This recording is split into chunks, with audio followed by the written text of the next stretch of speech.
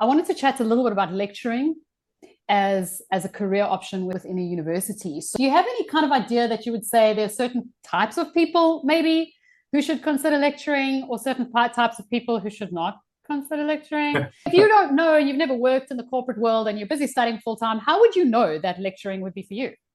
Yeah, that's a good question. So maybe just let me talk about my experience. Yeah. So I was a tutor at university, and I think generally people that love tutoring tends to be open to lecturing, not necessarily they're going to become lecturers. So I was a tutor at university, so I think that made me open to tutoring.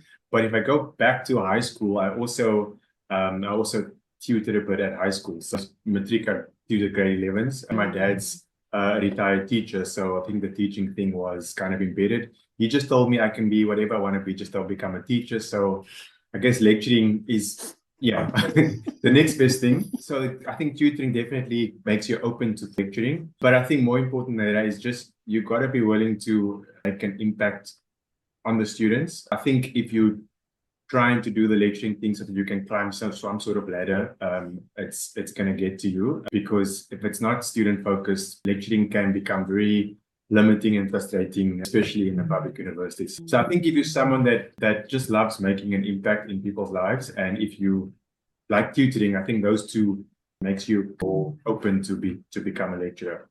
And of course, I think if you are a PhD student currently, the beauty of the psycho process is that they allow you to be an academic trainee to give you a feel. I wasn't, unfortunately, an academic trainee, but I know a lot of academic trainees that said they really look back and they appreciate the fact that they had that first year after varsity. And it's so different. I mean, you and I would know it's one thing being a student, immediately being on the other side, you're like, now I have respect for my lecturers. And then I think that year does, from what I've heard, give you a good perspective on what does lecturing really entail. Yeah. So I think it's a little bit more like a calling in a way than if you decide you wanted to be an audit partner. Yeah. It's not to say that that's not, but teaching that's probably not the way you're going to make your millions. No. You know, if you're in it for the money, you've made the wrong choice. Like, it's a bad idea. And maybe we should say that upfront, because I think, I'm going to be honest, I started out the CA journey because at some point I was told you're going to make lots of money. So I was like, okay, cool. I'm in. I'm somehow good at accounting. And then you become a lecturer and you realize this is not, you're not doing this for the money. So that's why I say, if you're not doing this because you have a heart for people and students, it's not going to be for you. Yeah. Okay. It's not to say that you can't make a living, but it's certainly not the same expected income trajectory of someone who's going, I'm going to be a CEO, I'm going to be a CFO, or like audit partner kind of thing. No, my audit partner friends, they pay for dinner. That's a good one. that is just, and they know it. When we go out, they pay. So that's hysterical. Okay, fair enough. All right. Okay. Yeah, I agree. I think in terms of the lecturing, I think people don't realize how much of a people person you have to be, which is potentially a little bit of a contradiction in a classic understanding of accountants, if you will, but you've got to be a people person. I call students, in the nicest possible way, students are emotional vampires. Yeah. Especially as it gets closer to exams and stressful periods, they need emotional support. They need validation. They need assurance. They need to know someone's in control. They need to know something's going on and so they suck a lot of energy out of you because they're stressed out. It's not a negative thing. It's just a reality, which means that your lecturers are probably as tired by the time the exam comes. Your lecturer is as tired as you are because they've been, that you have to have so much more energy to keep them going. Yeah. It'll be okay. Keep going. I know you're exhausted and they're crying on your shoulders and all the rest of it. So I think in order to be a lecturer, at the very least, a good one, I think you've got to be much more of a people person and much more emotionally resilient than I think people realize. It's incredibly fulfilling. It's incredibly fulfilling. But I think you really have to think about your career path. If you're in it for the money, I don't think teaching is the way to go. I don't think lecturing is the way. If you genuinely want to make a fortune. Okay. So it's interesting. How are you now lecturing something that you sucked at when you were studying? That's a good question. So I wouldn't say I sucked. I passed 50 on the dot, which was probably 48, which they made 50. Oh, look at his neat handwriting. So interesting journey. So I studied at UWC. I actually have these PGDA photos in my office. So I failed CTA the first time or PGDA the first time. So the first time I did PGDA, we were 11 in our class. I think the second time we were 20, 23. So yeah, there was a bomb squad as well. So we were quite small, and I think the beauty of that is that you know your lecturers quite intimately. So my lecturers knew me fairly well, and I was tutoring at the time. And I remember second time around, one of my lecturers, Prof. Bacchus, told me, like, if I don't know if you know Prof. Bacchus, so he's retired now, but he told me, look, if I ever want to come back to lecture one day, I'm just let him know. I did my articles. I stayed on at PwC. Doing articles, I knew auditing wasn't for me, but I needed a job, and they offered me one. Sorry, did you think it was? No, I knew. Okay, it was just articles. It was, I loved articles. My point was just when you went into articles, did you have an idea that maybe you're going to be an auditor in the future, and then realize, no, this is a bad thing? So you know what? I thought that I thought I would eventually lecture maybe like at age 50. That's what I thought. Then before that, I was like, let's try and go the whole CFO route. That's what I thought, before doing articles. And I knew audit partner was, because I didn't like auditing at varsity. Sorry, Yvonne, I know you were. So when I did articles, auditing actually wasn't that bad. But I kind of knew going in that I wouldn't probably want to be an audit partner.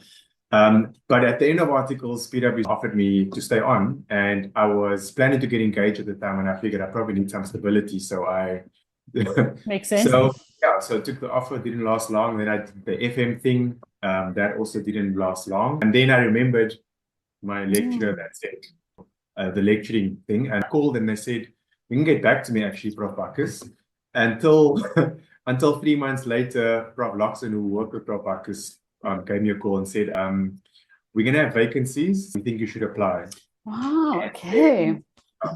And then I applied, and I was the only candidate, and the only post, the only post that was available was a math post. So it was like either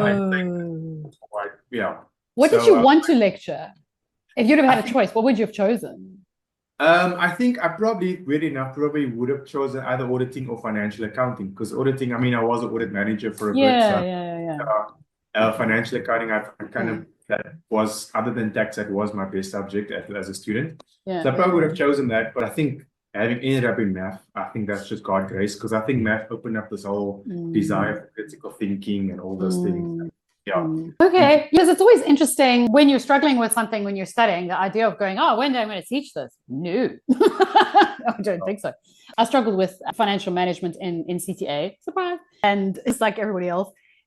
And I think that's one of the things that makes me really good at helping my students understand how to think about it and how to adjust it and because I understand what it was that I struggled with. I didn't understand how this works. I wasn't looking for those types of questions. I wasn't asking these. I was looking at how instead of why. And then at some point in time, your exams stop asking you to do it and they start asking you why. How would you do this? And then I was broken. Like, I can do the formula. Just tell me what you want from me. Like, I can do the formula. But when you ask me which formula to choose, I don't know. I'm not saying that I would go and lecture financial management, but the struggles that I have definitely do help with my students' advice. And it's not the same when you're studying. The amount of time that you have when you're lecturing to prep stuff, to go through stuff, to scratch at stuff, to talk to stuff. It's not considered cheating anymore. Yeah, true. And I often have the question when I'm teaching or when I'm going through something, I'm like, did I understand this when I was a student? Probably. And I'm like, no, probably not. But then sometimes I have the question, I'm like, how did I pass? So that shows we figured it out somehow. I think that's comforting, because when I first started lecturing, I kind of wanted to hide all these things from my students, because you don't want your students to think you don't know what you're doing. And then I realized actually the most powerful thing was sharing this stuff with my students, because they were able to go, okay, so you were a human being. You didn't pass this because you're some magical genius, who had it all right. You somehow managed to pass even though you screwed all the stuff up. And so if you can pass even though you're a bit of a mess, maybe I can pass even though I'm a bit of a mess. So I realized a little later in my lecturing that it was actually much more motivating to share the stuff that I struggled with students. Yeah. There was never a moment of enlightenment of like, oh, Yeah. I get this now. And yet Yeah. somehow in my final, if you look at my CTA results, my highest mark was financial management. So never say never in terms of what it is that you're going to lecture. But it definitely sounds like you were meant to do this. Yeah, I think one of my strengths was the fact that I was not necessarily at varsity a top student. So when I see lecturing, I see myself like, I got to teach that lowest common denominator. Yeah. So I do try and spend a lot of time to make what I like to call the unnecessary complexity simple. Because there's a lot of unnecessary complexity. And I mean, I can openly say this, like, if I'm going to teach you, I'm not going to teach you to get 80%. I'm going to teach you to get, you're going to get over the line, because if you want to get 80, maybe I'm not a teacher. I'm not the one for you. Yeah, but like, I agree. I will never have the top 10 students come to me. They probably they don't need me. I'm there for the guys that are sitting on like 40, 45 and go, that's what I'm there for. The top students would probably be able to teach me something. Yeah, no, true, 100%. Yeah. And I think as a lecturer, when I started out, I was like so scared of that top students. I'm like, they're going to teach me something. Now I'm like comfortable and like, you can teach me something, it's fine. Yeah, when you begin, I remember my very first CTA class was more terrifying than anything else ever in my life. I was standing in front of 200 people. And you don't get training on, it's not like you get, it's like there's no training course of how to lecture CTA or whatever. I had been lecturing up to third year. And then the next thing you know, I was lecturing CTA and I've got 200 people sitting in front of me going, okay, tell me how to pass this. I'm like, yeah. Hi. Anyway, I'm so glad you have no idea what's going on in my head right now, because this is terrifying. But you think you need to know everything to teach, but I think it's more important to keep asking what's in the student's head. Yeah. Yeah.